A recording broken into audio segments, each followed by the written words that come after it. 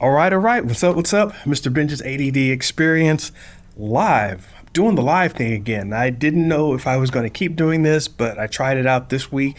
Things seem to be flowing well. It is Friday, so let me just say on a Friday, I don't want to think too much about putting a lot of stuff together. So I'm just going to call it Freestyle Fridays. And we'll just go into whatever about whatever, still dealing with creativity, art, design, and development as we do. Thank you for all for coming here. Thank you all for being a part of this. And thank you all for all your comments and everything. I do want to let you know, I talked earlier on my Instagram and on my feed about putting together an ebook. That's definitely still coming. It's definitely still happening, definitely working on it. I just came from my office where I write, and I was putting together the illustrations and a lot of the formatting. I didn't just want to bang out a regular old ebook that you get from like anywhere. I wanted to actually do this one a little more proper. So I got partly into it and it was like, you know what, this whole thing needs a reformat. It needs an improvement. It needs more. It wasn't just meant to be a marketing ploy. I actually wanted this to be a thing. So it became more of a thing. And I definitely have a series of these coming forth. So there's going to be more of them after that. So appreciate that. I've got a couple things I just want to go over, and it's Friday, so feel free to send in questions, comments, or anything. And I think what I'm going to do for the Fridays is answer any questions anybody has, and refer to some of the things that were brought up during the week. So I think Friday is a good time for that. Thoughtful Thursday is still happening the way that happens. You'll be able to just calm down and see what I'm doing there. But in general, I'll be here knocking this thing out on Instagram. And maybe I should use No, I'll stick with this for now. Until my technology situation changes a bit, I'm going to be just doing Instagram. I do want to go into a format where I'm going to be doing multiple streams, so you'll see me on YouTube or whatever. But for now, we'll just be hitting it up on Instagram. Paid in full, what's happening. But yeah, Freestyle Friday is not going to have too much of a topic, but I was just talking with Liberty Madison. She's a great Instagrammer. She's that tech gal. She does a lot of interesting things in tech and the real estate space out in Texas. And so we started talking about tech, and AI came up, right? And I realized that slowly but surely, and I say slowly, it's only been like a couple months, right? I've been using Bing for a while, and after Microsoft purchased Bing, they integrated their new Chat GPT functionality into Bing. So now we're talking about the majors here. We got Google, they have Bard. Chat GPT is the original OpenAI project. And now you've got Bing, which has its own version of Chat GPT's information and how it does things.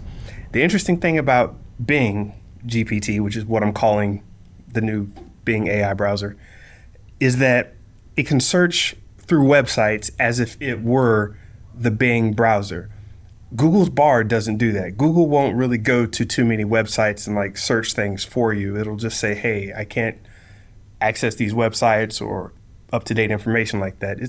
So we're starting to already see differences in how these platforms are used.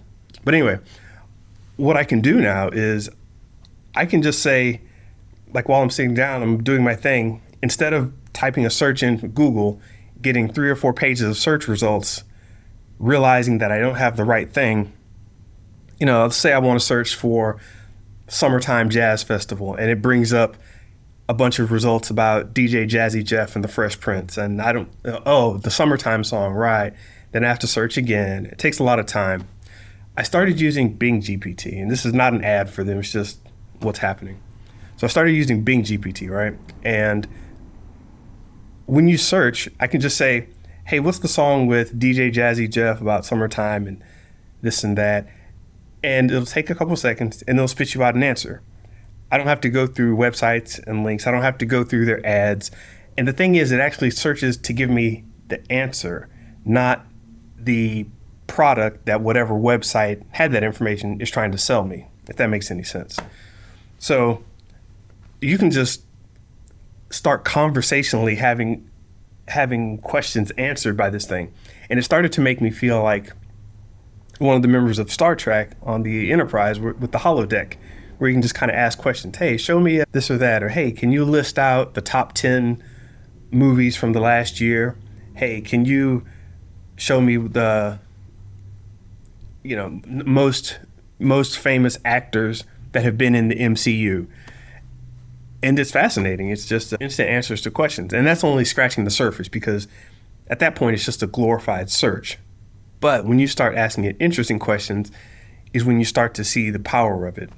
So this is all just very interesting. And Bing GPT is, if you haven't played with any of these tools and really tried to stretch the imagination of what's possible and even replacing your old search, you might be in for some pleasant surprises. I'd like to actually know what you guys think about all these tools and technology. But yeah, that's what I've been up to, and that's Bing GPT in a nutshell. If you want more on that, more in depth, I do talk about that in depth with my co-host Theo on the Show versus Business podcast, which is something completely different. Go search for Show versus Business. I may put up some snippets from that or some posts from that at some point. But that's crazy stuff. Shout out to Tiny Nightmare. Always good to see you around, Aubrey. Keep doing your thing. Tiny Nightmare, go check her out. So yeah, what else has been going on this week? Gosh, there's so much AI news. I don't want to become like an AI show, but it's really a big change. Crypto was a big change. People didn't see a lot of the effects from that, but it really changed the landscape of things in terms of finance, technology, how we share and store information. And AI is another one of these big changes, and these are coming pretty much back to back. So what we're seeing now is a continual resurgence of these, not resurgence, but a continual flow of these new technologies. And it's leaving all of us in a weird place. And that's why, as a creator, it tends to get a little stressful. It gets stressful for everybody, but creators, it's hard to keep up in a scene like this where everything is changing and moving, and you're just trying to build something, and you don't have any proper boundaries. You don't know what to do. Should I be on TikTok? Should I be posting short? Should I, really be spending my time doing long form content? There's so many questions that creators have, and a lot of it gets lost in the shuffle. And instead of creating what we should, we end up just jumping back into, well, hey, maybe I'll just do some simple stuff, or, hey, I'm just going to go paint in my garage and not talk to anybody online, which is fine too. But don't do that because, you got overwhelmed. Figure out a way to deal with overwhelm. And if you want to know about being stressed, check out yesterday's podcast where I spoke all about being stressed and how to keep from stressing yourself out in this new era. So that's that for now. As always, if you have any questions, please be sure to comment. I will double back around to a lot of your questions and answer them, address them, or at least think about them and tell you about that. So that's that. Speaking of questions, Emily Simmons Art. If you go check out her page, she's got a lot of nice art up there. I've known her for several years now in the Long Beach, LA kind of art scene. Ran into her at an art fair in Bixby Park, and we kind of became friends since then. So I'm glad that I met her, glad that I know her. And she actually has made me question a lot of things. And yesterday she asked about my post when I was saying don't be stressed. I made the comment that you shouldn't take a lot of these things to heart. You shouldn't really get too invested in what people are saying, what people are doing, because the way our media landscape is, it's just a projection, somebody's just putting information out there. They're not really, how should I say this? People's expressions are not necessarily at you, about you, against you, and therefore you shouldn't take them as such. And I'm being careful with my use of words here because of the question that Emily asked, or the statement she said. She said, she was saying, well, to deal with stress, she's been learning not to care about certain things. And that's a decent strategy, learn to let things go, learn to I really don't, I don't want to use the words not care, but learn to separate yourself from the expectation of a certain result. Learn to separate yourself from the outcome, whether it be good or bad. If you can enjoy life in the moment as it is, as you are, as things are, with a good or bad outcome, with limited expectations on how things are, quote unquote, supposed to be, or having this expectation of how things are good if something happens or bad if something happens, then you're in a better place. So I take precautions not to use the word care. Like, I don't want to say I don't care about something. That's just a personal way I frame it. But when I think of care, and someone says, well, I don't care what that person thinks, it starts to put me in a place where I feel I don't care about people. And I know that's not how Emily thinks. It's just, you'll notice that I try not to use that word, like I don't care about or I don't care for. It's a way of framing things in my head where instead of not caring about something, I try to frame it as I have no expectation of something going one way or another way. I just live as best as I can and do what I can and create how I can. Especially with creations, whenever you create something and put something out there, you will not be able to comprehend all of the types of feedback, results, responses that you get. So it's best to be pleasantly surprised by whatever happens and work towards an unconditional happiness. And a lot of people hear the term unconditional happiness. What do you mean by that? Working towards a way where your happiness isn't contingent or conditional based on what happens. Basically what I just said before. If you're only happy if you're married, or if you're only happy if you have a certain amount of money in your bank account, if you're only happy if your kid calls you every week, if you're only happy when these certain conditions are met, then that is conditional happiness. If you're unconditionally happy, or you unconditionally love somebody, or unconditionally like something, or you unconditionally create, you're unconditionally building something, then there are no conditions on it. It's not, well, if this is the case, then I'm a creator, or if this is the case, then I'm that. You're just that way, unconditional. It's a hard place to get to, but you can get closer to it. And that's what I was getting at. So thank you very much, Emily, for that. Definitely, separating yourself from what other people are thinking, doing, feeling, and doing it in such a way that you're not separating yourself from those people, but just a separation from how you're interpreting those results, how you're interpreting the response of the world, how you're interpreting what's happening. You've got to be able to pull yourself back from that and let the winds of life flow. Let the waters of life flow. Don't be bothered by the weather. It's going to be the weather. Don't be bothered by the flow of the ocean. It's just going to be the ocean. So that's that. Thank you very much for that comment. And by the way, if you don't want to be shouted out at all, then don't comment. Or let me know, because I might just talk about the certain discussion that we had in the comment section. I may just talk about that in the podcast. Anyway, well, let's see. What's another one? Got a special shout out to Fern the Camper. She's always posting good bits of information out there. Also, Skinny Beats GF. That's a Skinny Beats gluten-free. I am not a gluten-free individual, but I like a lot of the stuff that she posts. It's about, finding better ways to cook food without a lot of the gluten going on. I recently pulled back on some of my carbs, so thanks to her for continually posting and doing her thing. We work together as writers, so I just wanted to shout out her blog and everything. Keep doing your thing. All right, so that's Bing, that's that. Oh, I also got another question. Somebody asked me what my degree was in school. I majored in computer information systems for my undergrad, and I also had a master's degree in computer science and engineering. So Florida A&M University and HBCU in Tallahassee, Florida, That's where I got my computer information systems degree, which is basically about computers as an information system, moving information around.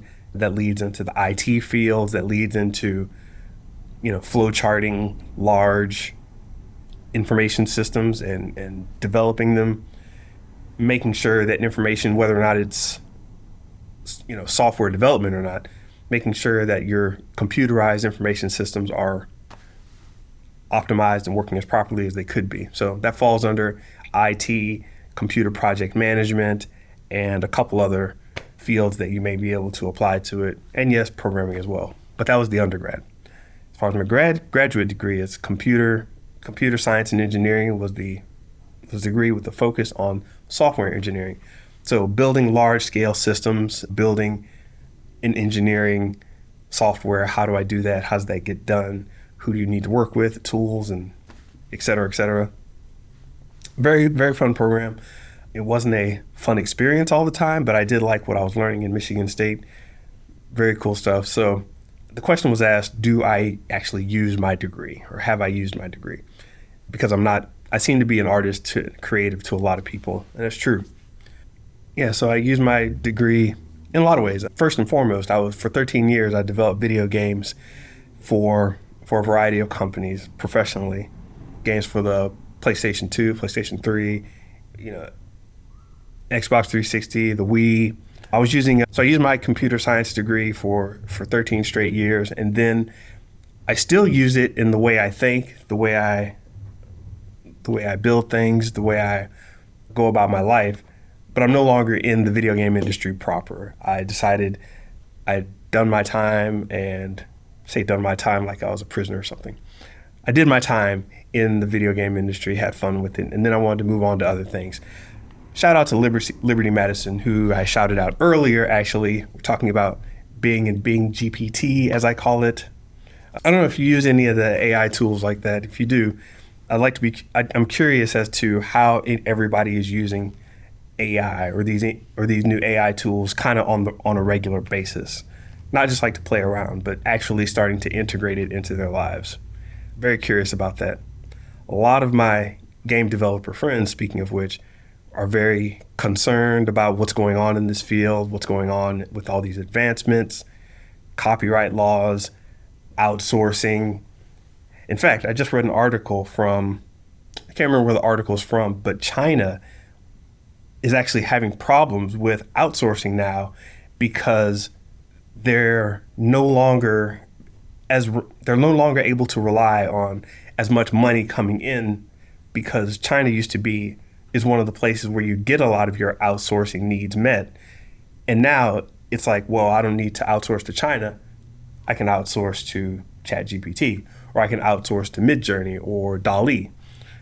And if you think about the video game industry, when you have all these VFX artists, they're working on quote unquote the important stuff, right? Your character models, your vehicles, your opening intro shots. And this is a lot of hard work. But if you think about, let's say, I don't know, you guys have seen the Avengers, of course, Endgame. There's a big final scene, or a big scene towards the end, where there's a lot of mountains and dirt and people are running around. There's no way that before you would pay somebody to say, hey, I need you to do the dirt on the ground. Just make some dirt, and when people run over the dirt, make the dirt look like it's kicking up. It's something that's important, but no one really cares about. So what they would do is just outsource that to China, because you don't want your SCAD developer, your guy coming out of graphic design school that you paid hundreds of thousands of dollars to get in the company. You don't want him working on floating dirt.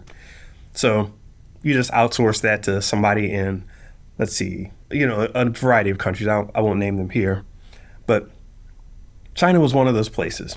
So now somebody figured out, hey, I could take a programmer, have him spend half a day, and he can just, make a little program that creates all this dirt, goes into Midjourney or goes into DALL-E or whatever system, pulls up some images and starts creating these things, these assets that nobody really cares about, and I don't have to worry about outsourcing it.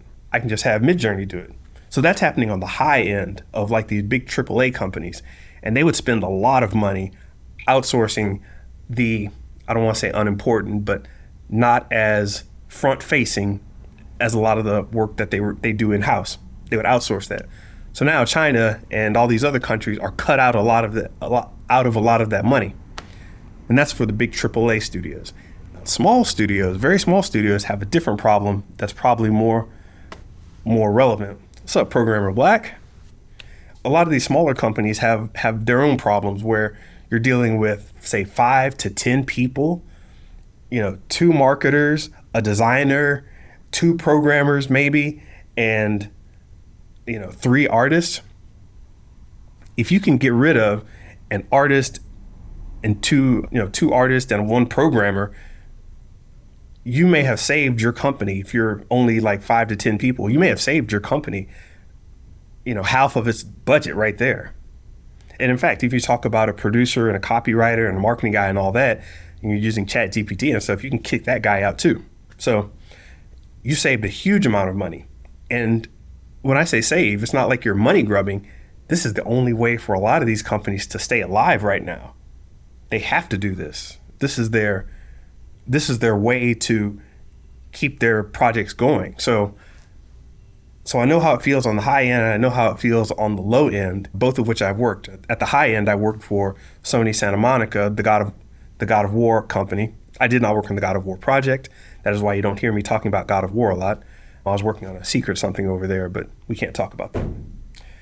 Sony Santa Monica and Rockstar Games, those were 2 very large-scale companies that I worked for. So I know it from that end. And also I've done a lot of independent projects, a lot of smaller projects with, Huawei, some very minor studios doing a little consulting work here and there. And yeah, it sucks to say, but if you have the option of not getting your project funded versus, taking a month and you figuring out how to get AI to do a lot of this work that you would have to pay for or do yourself or try to outsource, you're kind of going to do it. So this isn't theoretical stuff. It's already happening. And I don't want to say jobs are getting lost, but people that had these jobs have to find something else to do now. One of my friends, he's actually out there, just getting into the vibe of learning how to market and brand himself.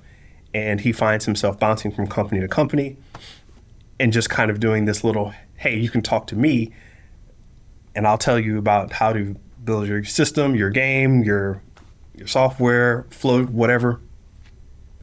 And I'm like, man, this is good for you. And he's just trying to stay out one step ahead of Chat GPT because I've used Chat GPT to code up some really complex Excel formulas. I was like, you know what? I could go to Fiverr and try this out in Excel. And how would you make this happen? And can I make an Excel spreadsheet that really calculates? And if you've ever done any crazy Excel programming, you know what I'm talking about. Getting into weird macros and formulas that reference other formulas that are far too complex to just type in at once. You have to write them out like on a whiteboard or something to really figure out what you're doing. Yeah, I called on Chat GPT. I was like, hey, I need an Excel function that does this, this, and this. I need it to recalculate and give me a projection. And of that projection, I need that data to go to something else. And it's like, oh, sure. What you're going to want to do is start laying out the data. And next thing you know, I had a spreadsheet. I spent 2 days working on a spreadsheet, not because I needed the spreadsheet, but because I was so fascinated by what ChatGPT was doing. And I'm just a hobbyist. I kind of wonder what people whose jobs, livelihoods, and their market viability, for those people, they've got a lot more on the line than I do. I was just being curious. So it's kind of crazy out there, and I don't know an industry that's not going to be touched. So it's very, very, very interesting. And quite honestly, it's one of the reasons why I'm doing more of this podcasting, marketing, branding stuff. A few years ago, I realized that of all the different things that I could be doing with my creativity, it didn't matter if no one cared. And what do people care about now? What's the number one factor in terms of if I go to you or if I go to another guy? And a lot of times it comes down to brand, because our technology, our access to it is far, far ahead of what we actually need or what we think we understand. So basically it's like, if I'm shopping, do I get my oranges from Sprouts? Do I get my oranges from Publix? Do I get my oranges from Ralph's, Vaughn's, Food for Less, Whole Foods, whatever? At some point, it starts to become a branding thing where it's like, you know what? I like these guys better. And your concept of best starts to go out the window, and it's just what you're familiar with, what you've been branded, what you associated with, etc. So that's why I'm out here branding myself. And I should probably work on doing that branding, that sales marketing branding book also.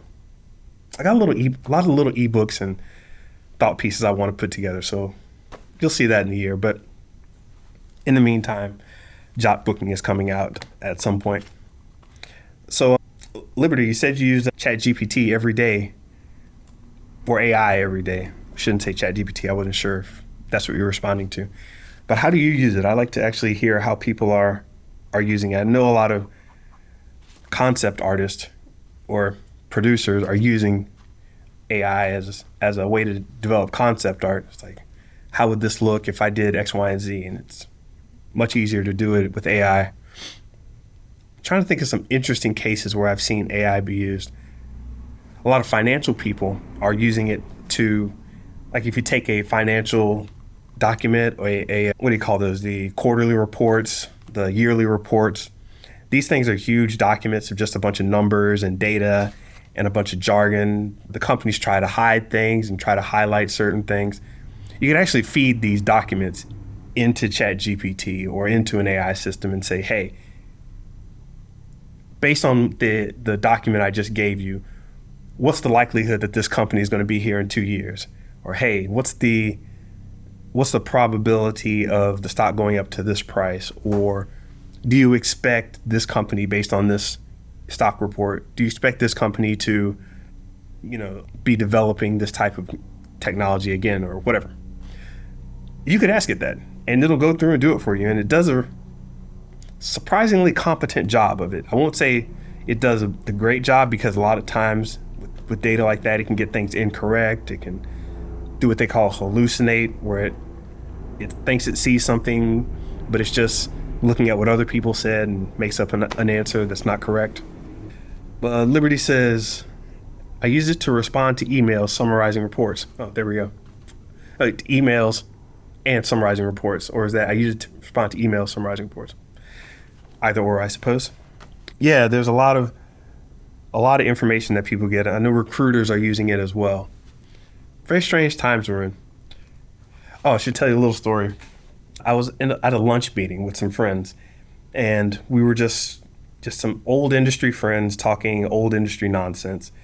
And we sat down, there was 5, 6 of us maybe, and we just started talking, reminiscing. We're all at different companies now. We're like, hey, how's it going? Have you heard of this guy?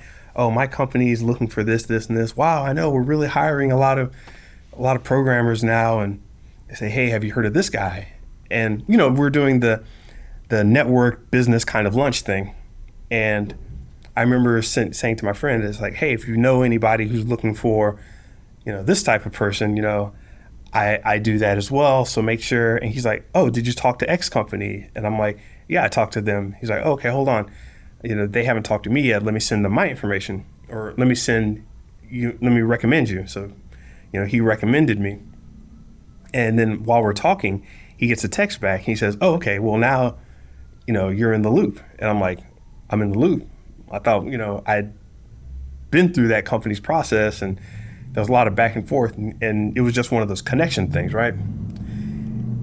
But that's not the key point that I got that recommendation. I started asking him about the company a little more. I'm like, well, how do you know them? And it's like, well, I know this company because we worked together in the past, and I know this person from their HR, and they know me from blah, blah, blah conference. And I was like, oh, okay, very cool. I was like, so do you know of this other person? And the other person I'm trying to put on, very talented guy. And he's like, well, no, let me see him. And so I sent him the guy's information. And we're going back and forth. And there's another HR person. There's an actual AR person there at the lunch too. And the person says, I've heard of that guy, but not too exciting. And I'm like trying to push this person. I'm like, man, this guy's really good. You need to check him out. And while we're talking and going over this guy's, resume on our phones, right? She stops and says, well, have you seen this other person? And I was like, no, I don't know of that person, but I've heard of them. I know who they are. I don't know them. And they're like, well, this person's got a Twitter following and this is what they talk about, blah, blah, blah. And all of a sudden the conversation derailed to a Twitter discussion. And I'm thinking to myself in real time, like, is my friend about to lose out on this job because this other person is popular on Twitter? And, I jumped back in. I was like, yeah, that's cool and everything, but Twitter, but this guy's done this, this, and this. I know him from there, da-da-da. I'm not necessarily friends with the guy. I just know he's a very competent guy. So I'm like, if you wanted to get my professional opinion, that's the guy you go for. This unknown guy with the resume and the series of accomplishments. They're like, okay, sure, we got that information. We just kept on eating and everything. By the end of the lunch, we're all breaking up and we're, paying the bill, we're walking out and everything. I see one of my friends and the HR person talking, and they're like, yeah, that person's really interesting. And I'm like, oh, maybe they're gonna look into the guy I suggested who had all the accolades. And they're like, yeah, we're gonna go with the Twitter guy. And I was like, what? They're going with the Twitter guy. I was like, why would you go with the Twitter guy? I'm thinking this to myself. I didn't say anything, but that was when I realized the power of this branding and social media thing, was where you're dealing in technology and you're assuming it's like carpentry, right? It's just, you get in there, you build it, you do it right, you do it fast, quickly, efficiently, you know how to look out for problems. Technology is a kind of boom, boom, boom kind of thing. And assuming you're not a terrible person to work for, technology people pretty much just get in and do that job and start working on it. So when I heard them, the HR type, I'm calling them the HR types, doing all right, Papi Chulo. I don't think I've ever had a Papi Chulo on my broadcast here. But yeah, I was listening to them talk and they went with the person who was good on Twitter. And I'm thinking to myself, if I was looking for a carpenter and I knew a very good carpenter who really knew his stuff, but then I looked over and there's this other carpenter who's doing TikToks, would I build my house with the guy just because he has a good TikTok channel, or would I go with the guy who I know has actual experience and can knock it out? Everything changed for me at that moment when I started realizing that, you know what? One, not everybody sees things the same way as you do. Two, given their recommendations or given their criteria that they understand, the more popular person wins. And this has been a thing in history for a while in terms of history of development and systems and people. So it's just really weird for me to see. It was really weird for me to see that happen in real time. And I started looking back and I noticed how many times I think I had been looked over because I didn't care enough about connecting with the people. I didn't care enough about presenting myself in certain ways. I didn't care enough about building relationships in the way that would benefit me. So in a way that would benefit me for this new connected world that we're into. And by this new connected world, I mean the one where everybody on the platform or everybody out there is their own little media company, where we're all speaking for ourselves and our interest, and we're putting up a front. We're putting up not a facade. We're making a presentation for how we want to be seen, how we want to be known and understood.